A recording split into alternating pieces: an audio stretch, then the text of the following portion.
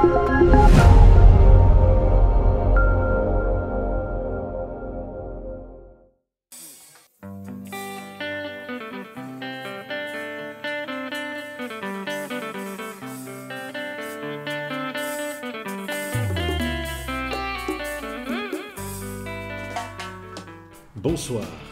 La RDC sortira-t-elle de cette crise dans laquelle elle est plongée depuis plusieurs années?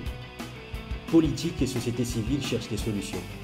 Mais une composante non moins importante, la diaspora congolaise, qui réunit ciel et terre pour une sortie victorieuse de cette crise.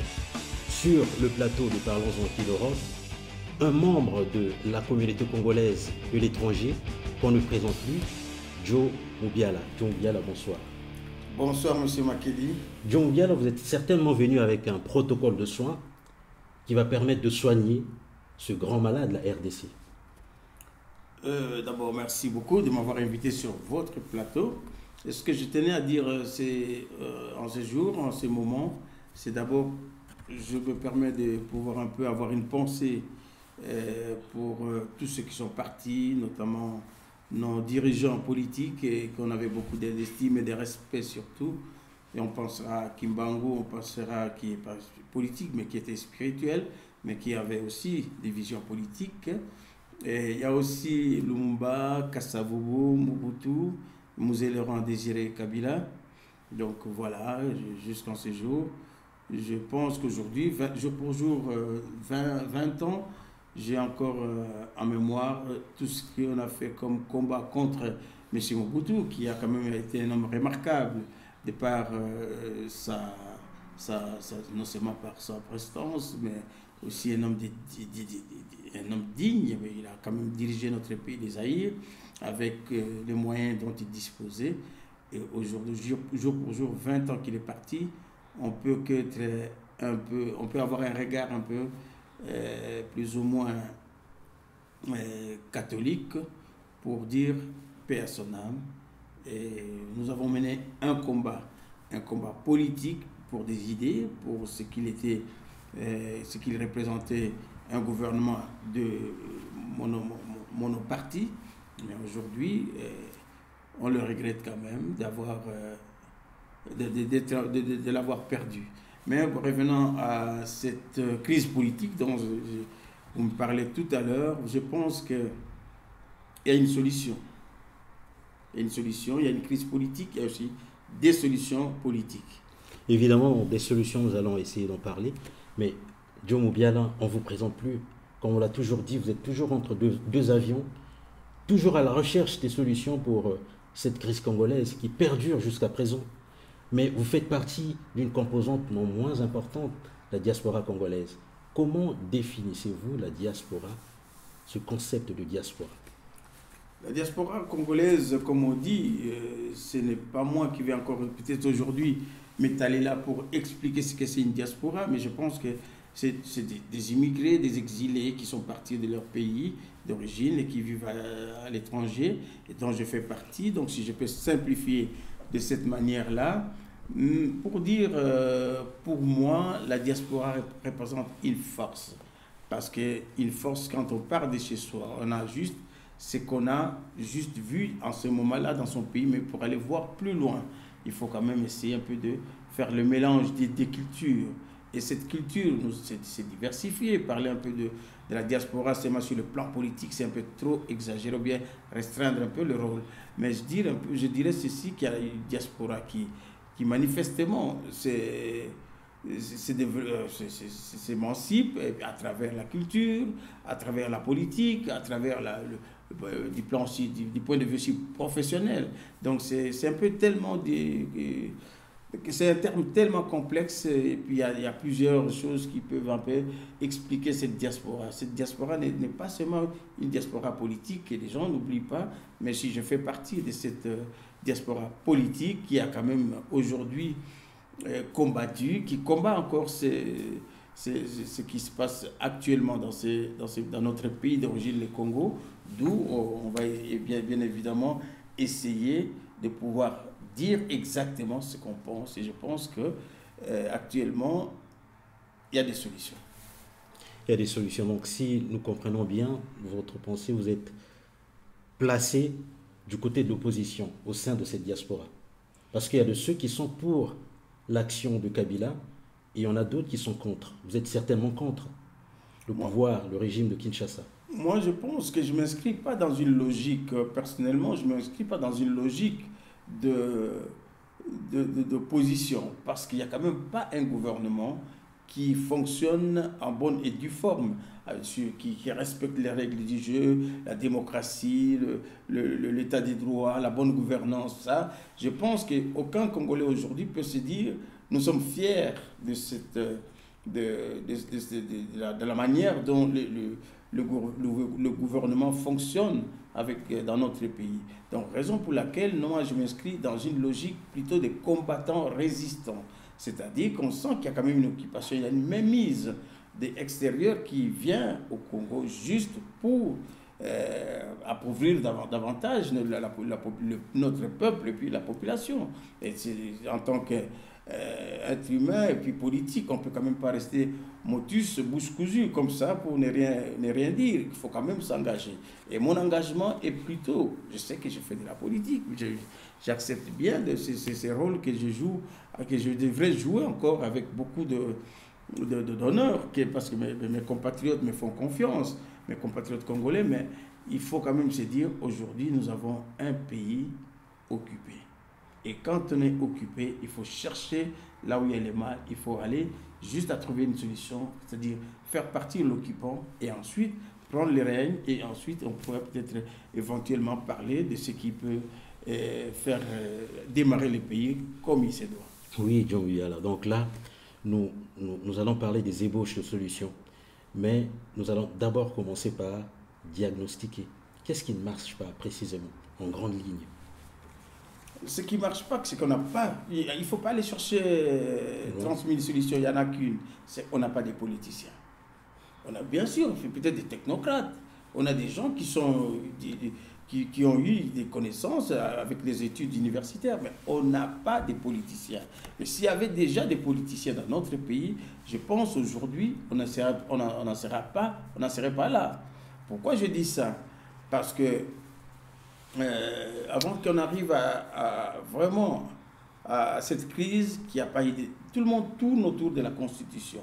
Kabila doit partir, la Constitution, il ne respecte pas les mandats, il ne respecte pas ceci, cela. Mais qui pense maintenant à la population? Est-ce qu'on écoute vraiment le peuple congolais, ce qu'il désire? Le peuple congolais désire un bon gouvernement, veut bien une démocratie qui existe, que tout le monde doit être en règle. C'est-à-dire l'état des droits, respecter, avoir aussi une bonne gouvernance, et respecter aussi les mandats qui vous sont octroyés par cette population, ce peuple. Alors, tant qu'il n'y a pas le respect de la fonction, donc, tout tombe.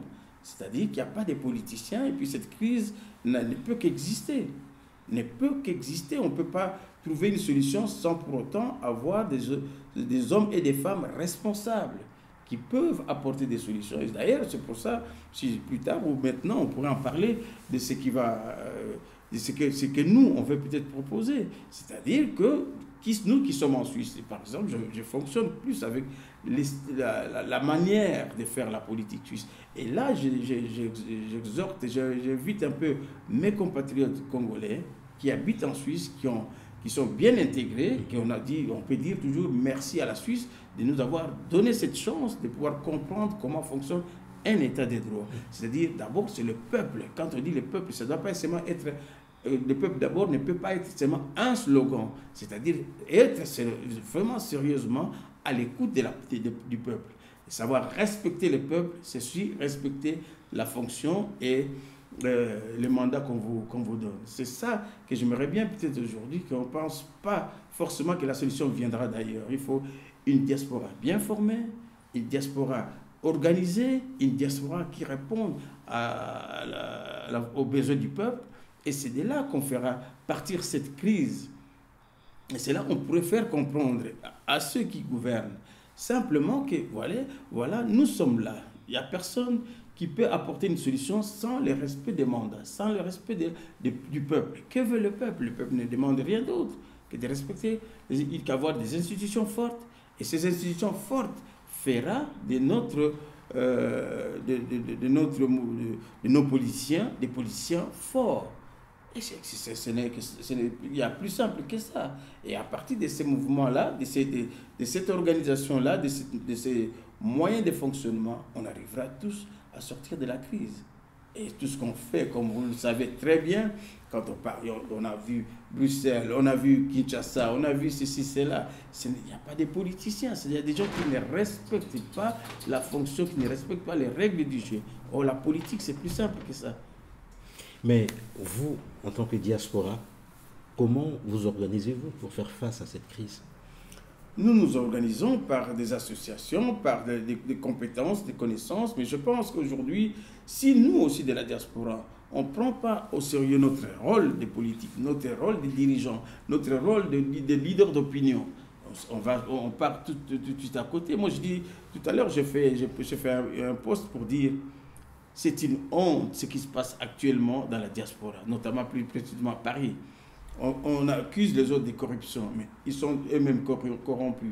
On accuse des autres des viols. Mais il y a aussi des choses qui se passent que nous ne sommes pas d'accord. Il faut quand même qu'ils reprennent leurs esprits. On dit qu'il n'y a que des Rwandais qui ne changent pas d'avis. Moi, je les considère comme ça, parce que c'est comme le terme dit, il n'y a que des Rwandais qui ne changent pas d'avis. Mais il y a des Congolais, ils peuvent aussi réfléchir une fois et puis revenir à la raison. C'est-à-dire que nous devons mettre sur pied des structures qui respectent les règles du jeu. Et c'est plus simple que ça, je dis. Il y a des solutions. Peut-être on va chercher on va rechercher des trucs qui compliquent encore l'existence même de faire. Moi, je pense que la solution pour nous maintenant, on doit fonctionner sous forme associative. Sous forme associative, c'est la diaspora. La diaspora, Ah oui. Sous forme associative qui résiste, parce qu'il doit trouver des solutions. Comment sous forme on doit réfléchir sur le problème dont les autres n'ont pas pu faire, qui nous ont échoué et lamentablement échoué. Il faut faire quoi? Il faut instruire les gens, éduquer la masse. Comment éduquer la masse, par exemple, on sait bien que c'est la démocratie qu'on a besoin. Et la démocratie englobe tous ces mots, l'état des droits, et ainsi de suite, et tout, voilà. Donc, il faut informer les gens, éduquer les gens, les mettre, mettre ce qu'il y a ce qu'on a de théorique à la pratique. Et ainsi en commençant d'abord par la communauté congolaise de l'étranger. Si vous voulez vous constituer en association, donc ça veut dire qu'il faut une structure assez solide. Il faut qu'il y ait un collège, il faut qu'il y ait des responsables, il faut qu'il y ait la base. Donc la base et le sommet. Est-ce que vous êtes sûr que ça peut se faire facilement? C'est toujours, dans chaque chose, il y a toujours une volonté politique, une volonté de vouloir changer des choses. Quand on a cette volonté de vouloir changer des choses, mais je connais bien mes compatriotes, d'ailleurs je m'adresse à eux pour bien peut-être me faire comprendre. J'ai dit, il faut qu'on ait un peu cet orgueil, mettre un peu de côté cet égocentrisme, cet orgueil mal placé. Des fois, ça nous sert pas à grand-chose. J'étais j'ai fait telle université. Je sais bien, je suis pour les études. Ça, je n'en disconviens pas. Mais qu'est-ce que vous avez fait de concret après vos études? Ce n'est que de piller, de se faire corrompre et d'amasser des richesses pour se faire Là, vous parlez de qui? Ceux qui sont à Kinshasa, qui gouvernent en ce moment, ou bien ceux qui sont dans la diaspora aussi? Dans l'ensemble. Je dis pas seulement pour ceux qui sont à Kinshasa, mais je dis dans l'ensemble. Vous verrez bien, si vous partez d'un exemple, qui aujourd'hui construit à Kinshasa, si ce n'est que des gens qui sont de manœuvre, des moins qualifiés ou bien des qualifiés. Vous allez à Kinshasa, vous voyez, ce sont eux qui tiennent l'économie. Oui. Mais par contre, si vous voyez, vous êtes aussi congolais que moi, si vous allez à Kinshasa et que vous regardez, vous faites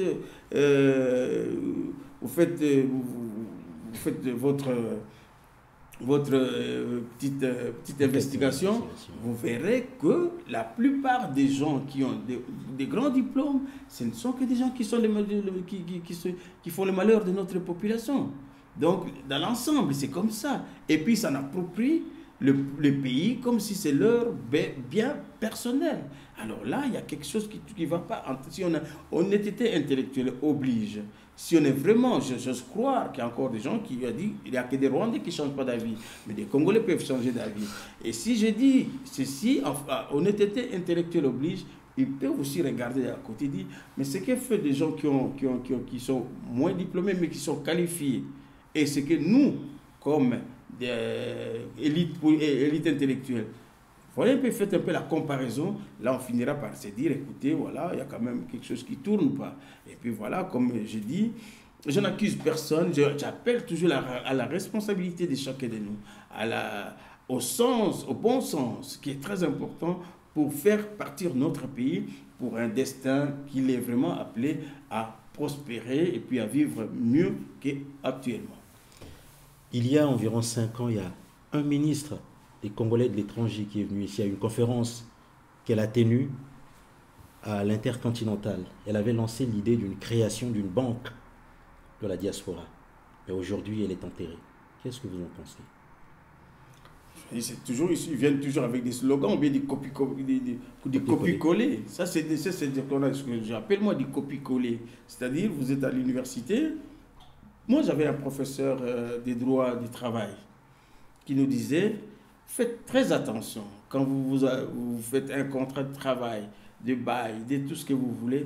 Il faut faire très attention à chaque chose à la fin avant de pouvoir apporter votre signature. Il faut que vous soyez plus ou moins attentif à la suite. Et si le début est faussé, la suite aussi c'est pareil. Donc moi je pense aussi que c'est cette idée-là. Est-ce que c'est vraiment son idée? Mais c'était du copier-coller. Mais si vous êtes ministre et responsable, c'est bien sûr que vous êtes responsable, vous pouvez lancer l'idée, mais essayez de travailler avec celui, l'auteur de l'idée. Comment il peut mettre cela, il peut faire de cela une idée, l'abstraction pour le concret. Il faut partir de ce principe, comment développer l'idée. C'est simple, c'est bien bon de dire, écoutez, moi je vais lancer ceci, cela, et puis après, un slogan, mais ça reste qu'un slogan. Mais elle est venue lancer l'appel à la diaspora congolaise. Donc c'était certainement aussi à la diaspora de pouvoir réagir pour dire, nous avons des compétences pour faire ci et ça, et nous sommes prêts. Mais apparemment, ça n'a vraiment pas bougé. Mais ça ne bouge pas parce qu'on a ce manque de confiance. Le peuple congolais, aujourd'hui, dans son immense majorité, n'a pas confiance à la classe politique.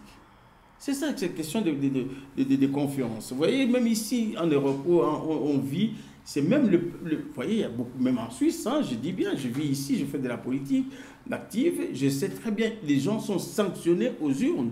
Est-ce que vous avez vu ce qui s'est passé en France? Avec la droite et la gauche, il n'y a plus, il n'y a pas eu il y a eu juste ce bouleversement que Macron est venu avec maintenant une nouvelle façon de voir les choses et le peuple a fait confiance. C'est-à-dire c'est question de confiance. Actuellement, l'idée elle est bonne. La diaspora a de l'argent pour investir. Ce n'est pas que ce qui leur manque, c'est de l'argent, mais c'est des hommes et des femmes de confiance qui leur manquent. Qui leur manque. Et c'est la raison pour laquelle, si je viens ici sur ce plateau, j'en appelle à la conscience de chacun, que nous ne sommes pas là pour essayer toujours de dire il y a eu échec, on doit s'arrêter là. Il faut toujours se faire confiance. Moi, je dis, je peux lancer l'idée aussi, la même idée, de dire mettons-nous autour d'une table avec une prise de conscience, d'unité, du bon sens, c'est-à-dire l'union qui fera la force. On se parle, qu'il y ait des critiques, même violentes, mais c'est des critiques qui peuvent aller dans pas des insultes, hein, bien évidemment, qu'on se comprenne bien, puisque c'est des insultes faciles aussi dans la communauté congolaise qui nous entraînent un peu à s'éloigner les uns des autres, mais avec des critiques plus ou moins constructives qui nous rassemblent et puis qu'on s'est choisi les chefs et accepter cette façon de fonctionner. Je pense que nous sommes capables de relever les défis. Et croyez-moi, c'est question de confiance. Et si cette confiance revient, mais qu'il faut peut-être retenir que nous ne voulons pas, ce que nous évitons, c'est de la distraction. C'est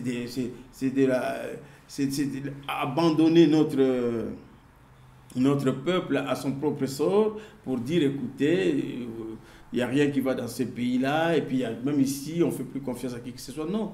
Si on vous reproche quelque chose, soyez conscient que ce n'est ni de la haine, ni de la jalousie, à moins que ça soit prouvé que vraiment vous avez été agressé ou bien que vous avez été... Mais si ce ne sont que des mots qui me disent, par exemple, ne faites pas confiance à telle ou telle personne, tel individu, c'est-à-dire qu'il vous reproche quelque chose, restons toujours à l'écoute de la population parce que le pouvoir revient au peuple. Mais ça fait plusieurs années, peut-être bientôt 100 ans que le Congolais a commencé à sortir de chez lui, à aller chercher à l'extérieur. Mais jusqu'à présent, Joe Mobiala, on n'a jamais parlé d'une structure stable, solide des Congolais de l'étranger. Vous êtes sûr qu'il y en aura dans quelques années? Et à la fin, pour essayer de remettre les choses en place à Kinshasa, vous êtes sûr? Parce qu'on dit que les structures des Congolais ne durent que l'espace d'un temps. C'est comme une rose. Quelques minutes après, ça disparaît, ça fait... Je suis parfaitement d'accord avec votre analyse et je la partage. Mais je dis... non, ce n'est pas la mienne. Moi, je rapporte ce que disent les autres, en général. Cette analyse-là, oui. je la partage. Pourquoi? Parce que, tout à l'heure, là, je venais de parler de l'orgueil démesuré de notre élite intellectuelle. Démesuré, je dis bien, je pèse mes mots, démesuré. Je vous ai donné même l'exemple de dire, allez-y, vérifiez l'élite intellectuelle qui travaille pour le pays, qui prend les commandes, qui ont pris les commandes. Voilà les résultats, c'est le pillage, c'est la corruption, c'est de la méchanceté, tout ça, il y a mauvaise gouvernance. Mais allez-y voir des simples citoyens lambda, des personnes lambda qui vivent avec leurs moyens, qui travaillent professionnellement, qui ont une qualification professionnelle, une formation professionnelle, qui travaillent ici en Europe. Mais qu'est-ce qu'ils investissent, qui investissent normalement? Donc si, j'ai dit, honnêteté intellectuelle oblige, changeons un peu le rôle. Il faut faire le mélange. Et vous verrez bien, même si ça remarque bien, même dans la diaspora, parce qu'il y a eu la diaspora résistante, il y a aussi la diaspora combattante, mais vous verrez parmi ces gens-là, il n'y a que moins d'universitaires. Tout le monde se cache. Ils attendent plus que les jours qu'il y a une lumière, et c'est tout le monde qui sort. Voilà, moi je suis diplômé, qu'est-ce que vous avez fait? Voilà mon CV, voilà ceci, cela. Ils repoussent encore la volonté des autres qui sont aussi intelligents. Ce n'est pas parce qu'on n'a pas fait des études qu'on n'est pas intelligent. Ça, c'est faux, archi faux. Parce que si on sait travailler, on sait travailler. Et d'ailleurs, le docteur Mukwege, que je salue des passages dans cette émission, que je remercie d'avoir compris cela, a dit cette diaspora. Et il a beaucoup de respect. Il vient discuter avec la diaspora. Je pense le 25 novembre de cette année, il sera ici à Genève. Je vous laisserai quand même des invitations. Il sera là, il va jouer il va faire une conférence. Et puis il y aura M. Philippe Dekourou, qui est suisse, qui a été faire aussi, qui a été visiter sa fondation, l'hôpital de Panji dans le Kivu, faire aussi un conseil pour la récolte des fonds. Et ça, c'est des hommes qu'il faut encourager. C'est des hommes qui reconnaissent que c'est grâce à cette diaspora. Et quand vous regardez dans cette diaspora, bien sûr, je sais très bien qu'il y a quand même aussi, ils n'ont pas été formés, ils ont aussi ce côté un peu révolutionnaire, je peux comprendre. Mais il ne faut pas toujours mettre les accusés des petits bandits, des voyous, non, il ne faut pas traiter vos compatriotes de cette manière-là. Il faut essayer de renouer le dialogue, de revenir sur la table. Et ensuite, avec cette manière de faire, on pourra, cher monsieur Makedi, faire sortir notre pays dans l'obscurité.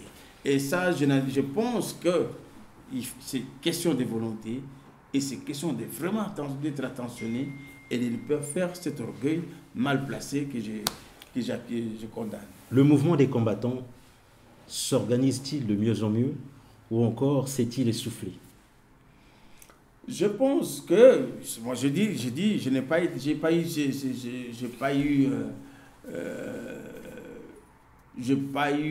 qu'est-ce que j'ai pas eu des mots gentils vis-à-vis de la diaspora combattante, parce que j'ai dit, surtout à Paris, où il y a la corruption, où il y a vraiment on bouge, tout le monde est tenté à faire le leadership juste pour se faire de l'argent, et on perd le vrai sens de notre combat.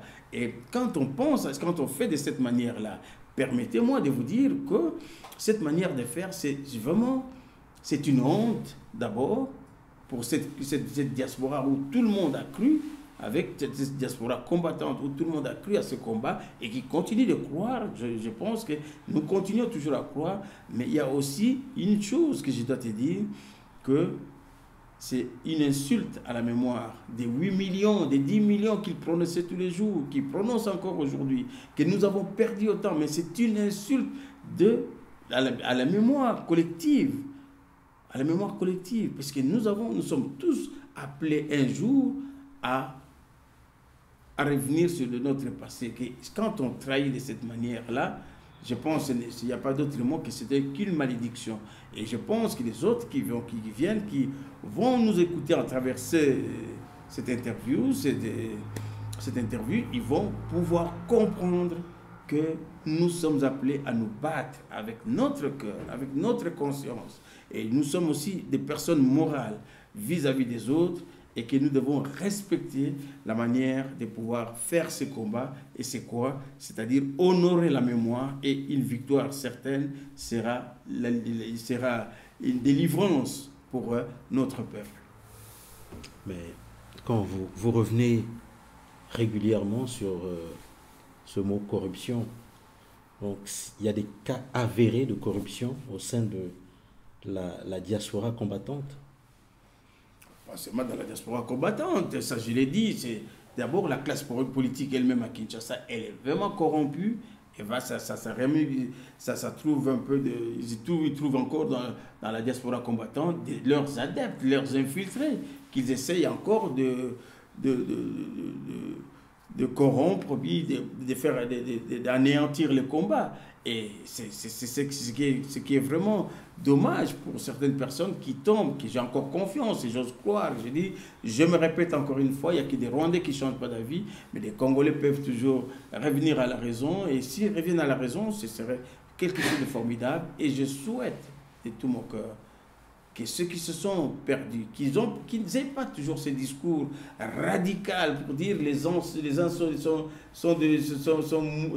moins bons que les uns sont moins bons que les autres. Non, on a tous nos erreurs. C'est vrai qu'il y en a qui se sont radicalisés, et heureusement qu'il n'y a pas mort d'homme, c'est-à-dire seulement sur le comportement. Mais s'ils reviennent vraiment à la raison et qu'ils réfléchissent gentiment, je pense que notre ici, de la sortie de cette crise qu'on appelle une crise, c'est même pas une crise politique, c'est juste une organisation mafieuse qu'on essaye un peu de chasser. Voilà. Lors d'une conférence de presse tenue jeudi dernier à Kinshasa, Félix Tshisekedi a lancé un appel à l'unité des opposants, de l'opposition, pour faire barrage à Kabila, le faire partir d'ici au 31 décembre. Vous rangez derrière Félix Tshisekedi? Je peux dire que je ne me range pas derrière cette idée qui ne date pas d'aujourd'hui. Félix est immature politiquement, je ne me cache pas, je n'ai jamais eu de haine. Et puis les gens qui m'accusent d'avoir de la haine ou de la jalousie pour ce monsieur, je suis désolé de dire que non, ce n'est pas de la haine, c'est juste mon observation, ma vision politique. Je ne partage pas cette vision politique, puisque ce mot a été déjà prononcé depuis de longues années. L'unité, l'union, ça ne vient pas de nous, ça vient même d'une devise belge. L'union fait la force. Est-ce que joue-t-il les jeux, ou bien, comme on dit, c'est juste des slogans, des mots qu'il lance comme ça pour juste distraire les gens? Nous, ce que nous voulons bien, c'est déjà des gestes bien. Si lui comprend ce que veut le peuple, il peut revenir. C'est lui qui doit revenir à la raison du côté du peuple et de la population. C'est-à-dire, moi, je souhaite, je l'ai déjà dit une fois, j'ai dit, Félix, il y a eu rassemblement, mais le départ était faussé. Il faut revenir à la table, réunir tout le monde. Mukwege a compris, le docteur Mukwege, que qui a compris le jeu, il a fait carton plein à Paris, sans pour autant demander à qui que ce soit, et les Congolais eux-mêmes. Le peuple est venu, il a parlé avec le peuple, et voilà, il a la bénédiction. Où doit-il revenir, lui, Félix Tshisekedi? Il doit revenir, c'est lui qui doit revenir à l'union que nous avons, que le peuple, que la diaspora. La diaspora forme une unité. Ce n'est pas, il cherche à diviser. On connaît bien le système. L'immaturité politique de Félix Tshisekedi. Je sais très bien qu'il vient d'une famille où le papa a mené un combat, que tout le monde le reconnaît. Presque tout le monde le reconnaît, chacun a sa façon de le reconnaître. Mais ne profitez pas de cette étiquette pour prendre des autres pour des vaches à lait. Et ça, c'est vraiment des choses qui à la longue, ça va se savoir et ça sera il y aura des résultats que vous pouvez imaginer. Mais John Nibel, au sein de l'opposition, les faits relatent bien que Félix est resté, c'est les autres qui sont partis. Là, apparemment, vous dites un peu le contraire. Mais vous pensez bien, est-ce que vous pensez, nous formons une équipe, les autres partent. Est-ce que vous pensez, à votre façon de voir les choses, vous pensez que ce sont des imbéciles? Matungulu, il est où? Si aujourd'hui nous en sommes là, parce qu'il y a désobéissance de la classe, de cette classe en pincette politique. Donc, c'est-à-dire, eux, ils désobéissent à la volonté du peuple. Mais voyons voir, moi je reviens toujours à l'exemple du docteur Mukwege. Vous verrez bien sa caravane, comment ça va prendre de l'ampleur. Et vous verrez que ça va écraser même ceux qui pensent. Moi, je peux me tromper, mais je pense que les Congolais, on les connaît. On sait qu'à 100%, nulle part 100% existe, mais la majorité vont prendre le train de Mukwege et vous verrez que ça va. Mais s'il fait du politiquement correct, comme je dis, il n'y a que des Rwandais qui changent pas. Il est déjà lancé dans la politique. Qui? Docteur Mukwege. Non, je ne dis pas que Mukwege, je dis s'il fait du politiquement correct. Du politiquement correct, oui. Monsieur Félix Tshisekedi. Ah, Tshisekedi. Voilà, il doit être aussi attentif à ce que le peuple veut. Et ça, je pense que, comme vous avez posé le problème, et je pense que je lui lance aussi un message, que je lui dis, ne faites pas la politique de votre façon de faire pour le pouvoir, mais faites la politique de la volonté du peuple. Vous serez plus ou moins respecté et honoré de ce que vous voulez faire. Mais ne faites pas ce que vous pensez faire parce qu'on est fils de ceci, cela. Ça ne marchera plus jamais à l'état actuel. Et c'est là, c'est les dangers. Les dangers, il faut bien noter que les dangers est là. Les dangers, c'est quoi? Si le Congo aujourd'hui perd sa notoriété, ils payeront à vie. Et je pense même les ancêtres ne pardonneront pas. Parce qu'il y a beaucoup de gens, il ne faut pas oublier, qui ont perdu de leur vie pour ces pays-là. Et ils sont partis pas par plaisir. Ils sont partis, ils ont versé de leur sang pour que ces pays-là, leurs ancêtres, les petits arrière, petits-fils, puissent aussi en tirer profit et vivre comme il se doit. Mais si l'excès de certaines facilités leur entraîne dans la distraction, dans la désobéissance, qu'ils utilisent des mots, désobéir civiquement, c'est quoi cette histoire? C'est quoi cette histoire? Il faut se mettre ensemble, tout simplement, il ne faut pas faire à sa tête. Vous étiez tout un groupe, un mouvement bien lancé, mais il faut se poser des questions, mais pourquoi les autres ne sont plus avec nous? Il faut consulter les gens, il faut aussi faire profil bas, c'est que le politique congolais ne fait pas attention. Il faut faire aussi profil bas, des fois savoir faire profil bas. Vous êtes très suisse, vous pensez, M. Moubiala? Non, je suis congolais, mais qui a aussi une expérience d'avoir vécu aussi assez longtemps à l'extérieur du pays, quoi. Donc je suis toujours resté congolais. Même mes amis suisses, ils le savent, hein.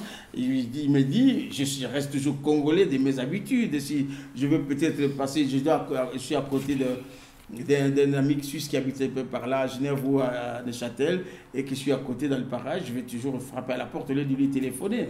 Donc je suis resté toujours congolais, mais ça me fait mal de voir les Congolais s'enfoncer et que je reste sans mot dire. Ça, ce serait, comme on dit, qui dit mot consent.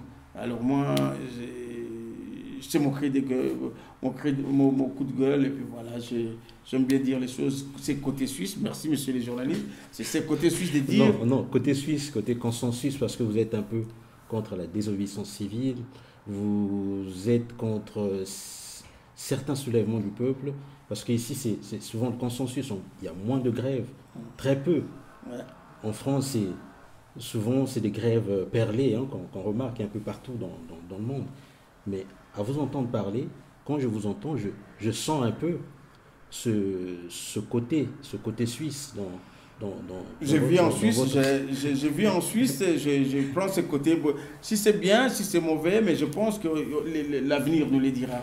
Oui, mais avec tout ce que vous avez comme projet de pouvoir insuffler du sang nouveau dans la politique congolaise en partant de la diaspora congolaise, je pense qu'il y aura quand même confrontation d'idées, hein, parce que vous avez ce modèle suisse.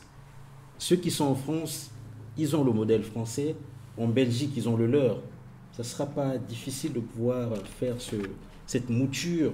Est-ce que ça ne sera pas un cocktail explosif?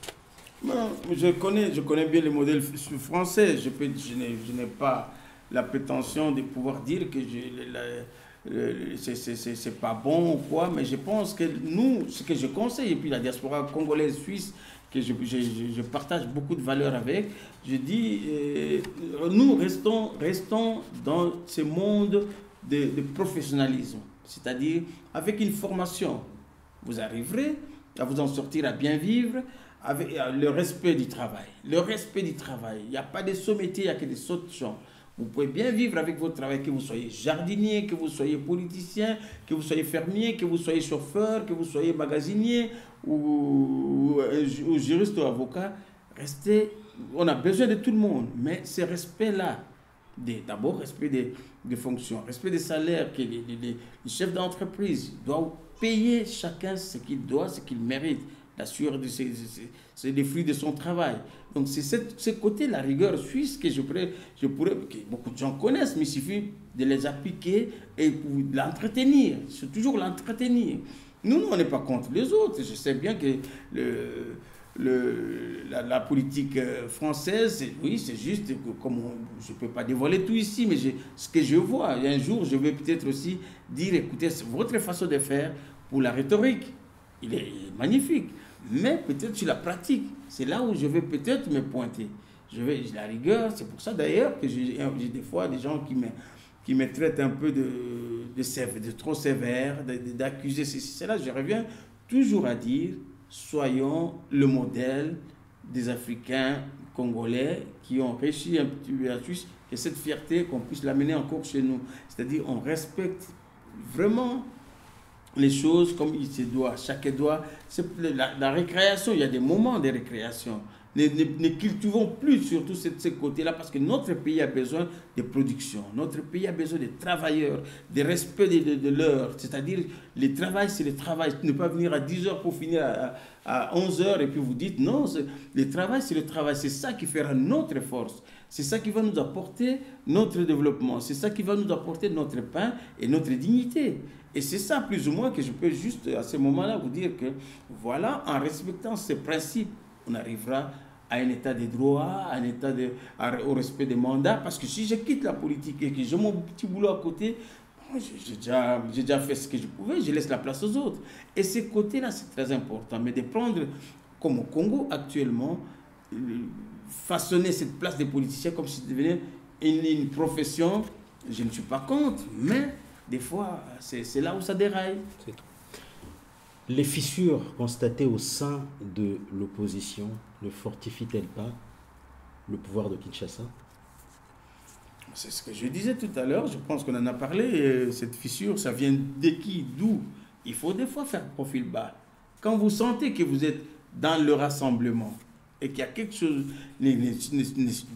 Il faut éviter cet orgueil démesuré. Revenez, parlez à vos... Moi, je vous dis ceci, tout simplement. Que vous sachiez aujourd'hui, et je pense, je l'ai dit devant cette caméra de votre télévision, chaîne de télévision, je l'ai dit. Je peux ou ne pas être ami avec vous en dehors du travail, mais s'il s'agit de l'intérêt général, s'il faut que je me plie, je me mets à genoux pour que les choses marchent, je viendrai. Donc, c'est-à-dire qu'il faut faire la part des choses. Il faut faire la part des choses. L'orgueil, c'est autre chose, mais le travail communautaire, l'intérêt général du pays, il est vraiment important. Il n'y a pas d'autre miracle. Il y a une alternative qui vient de la CENI, John Oubiala. La CENI qui propose le mode de scrutin semi-électronique pour amoindrir les coûts du cycle global des élections. Vous diriez, Nanga veut-il encore se moquer de nous? Ou bien, voilà une idée géniale.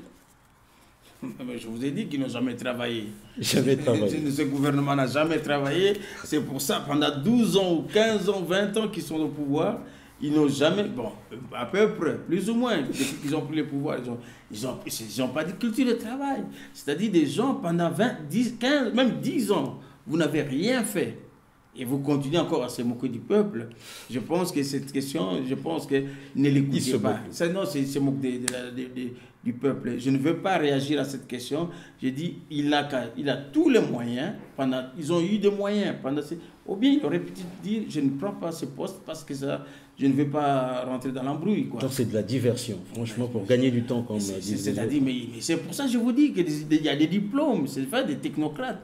Il aurait pu rester dans son domaine. Oui, je ne sais pas qu'est-ce qu'il a comme formation universitaire, mais il aurait pu rester dans son domaine s'il y a des choses que vous ne maîtrisez pas. Honnêteté intellectuelle oblige. Vous dites non, je ne prends pas cette responsabilité. Et comme s'il n'y a pas d'état de droit, tout le monde fait une fonction à la mafieuse, donc c'est-à-dire on accepte parce que juste pour distraire des gens, pour continuer à jouer du théâtre. Mais je pense qu'il y a des acteurs. Il a réussi à lancer quand même la campagne de l'enrôlement des candidats et des électeurs.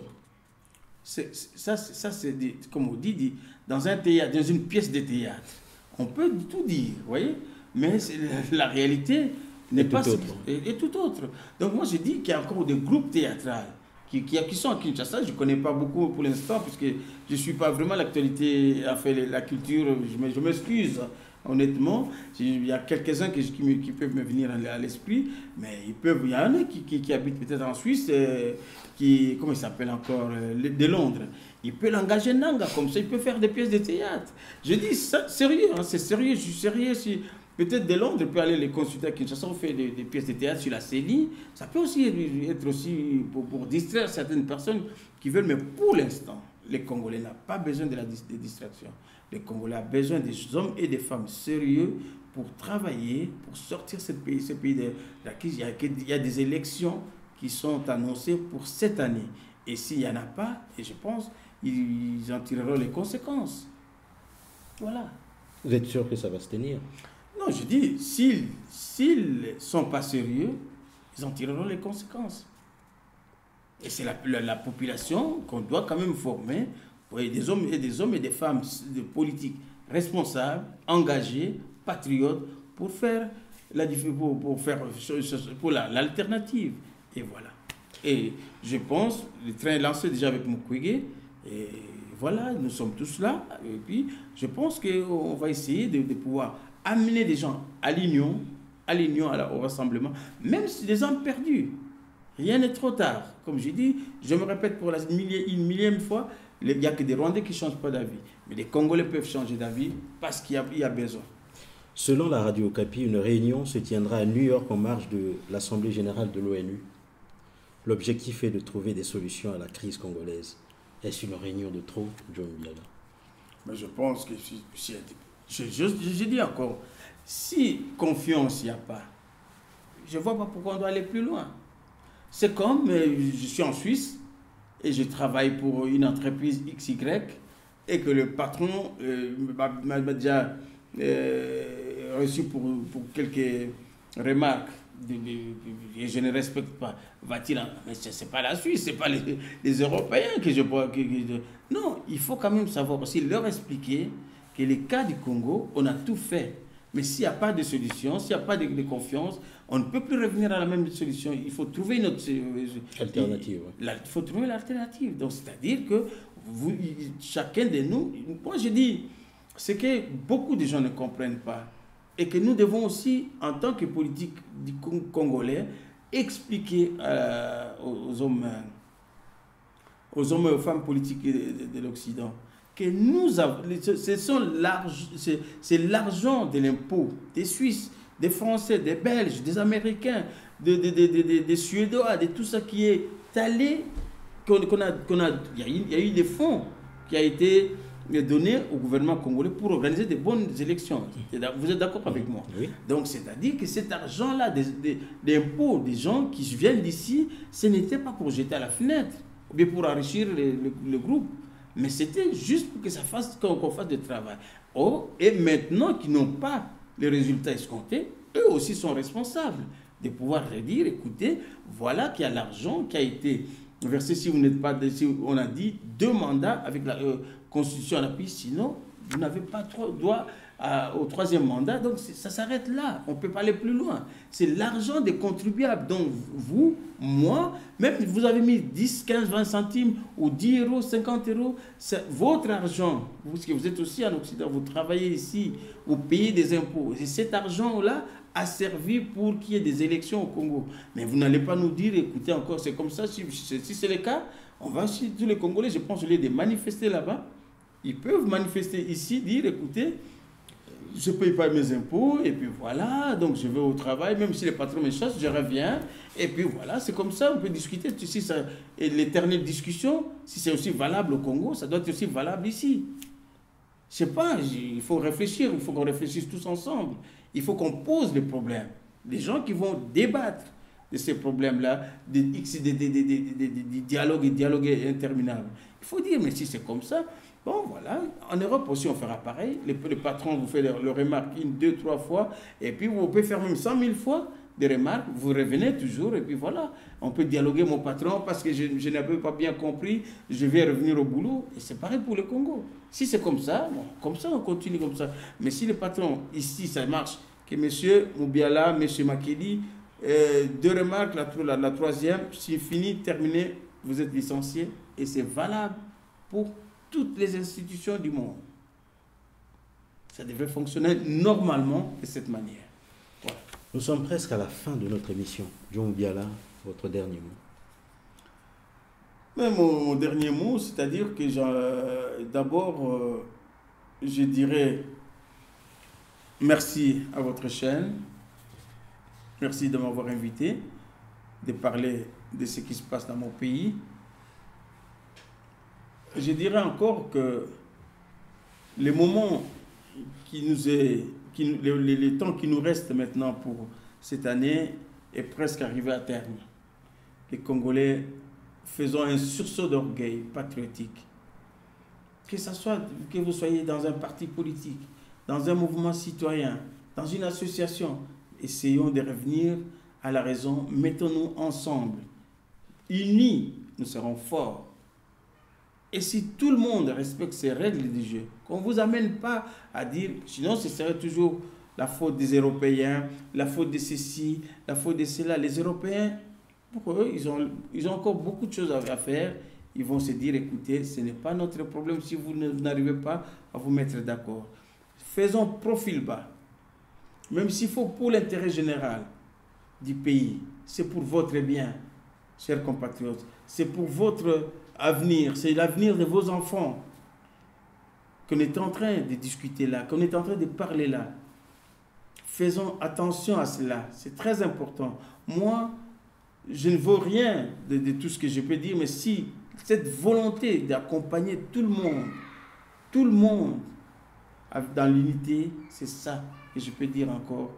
Tout ce que je dis, s'il n'y a pas d'unité, s'il n'y a pas d'union, s'il n'y a pas un effort commun pour l'intérêt général, ce serait que du blabla, et c'est dommage qu'on aura perdu 1 heure ou 3/4 d'heure pour avoir pris notre temps pour dire des choses qui peuvent nous faire avancer, qui peuvent nous faire vivre avec fierté, avec dignité, avec vraiment honneur.